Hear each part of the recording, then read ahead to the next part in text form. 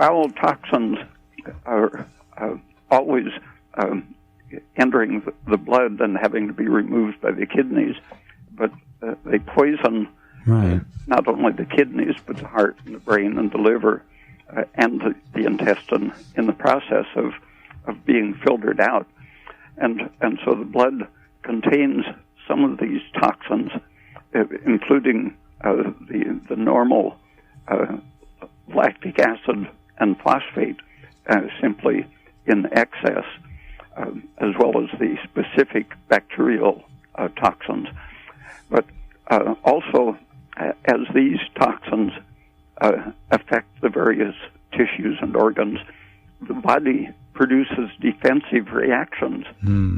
And these defensive reactions, including the pituitary hormones, become part of the toxic environment circulating in the fluids.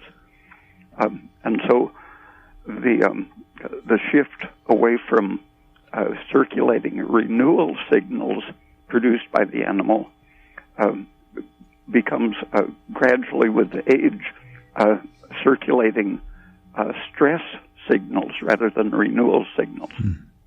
And so if you put young blood into an old animal, you're causing a slight shift back towards some of the renewal signals, but you aren't necessarily decreasing the age and stress signals.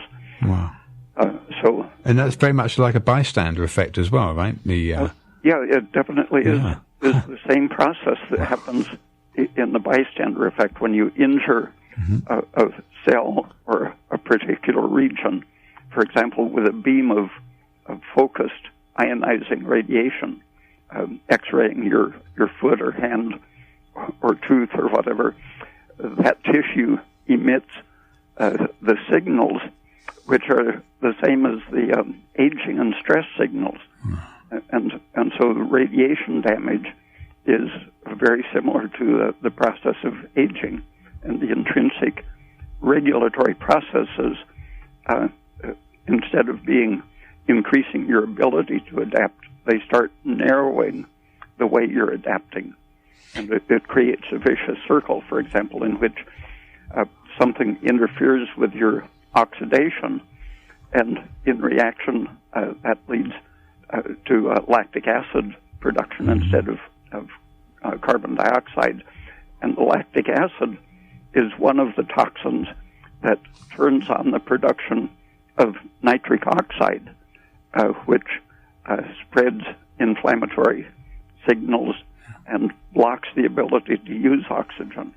So you get in that case, it's a very quick feedback process in which it just gets worse and worse unless something intervenes to either stop the production of lactic acid or of nitric oxide.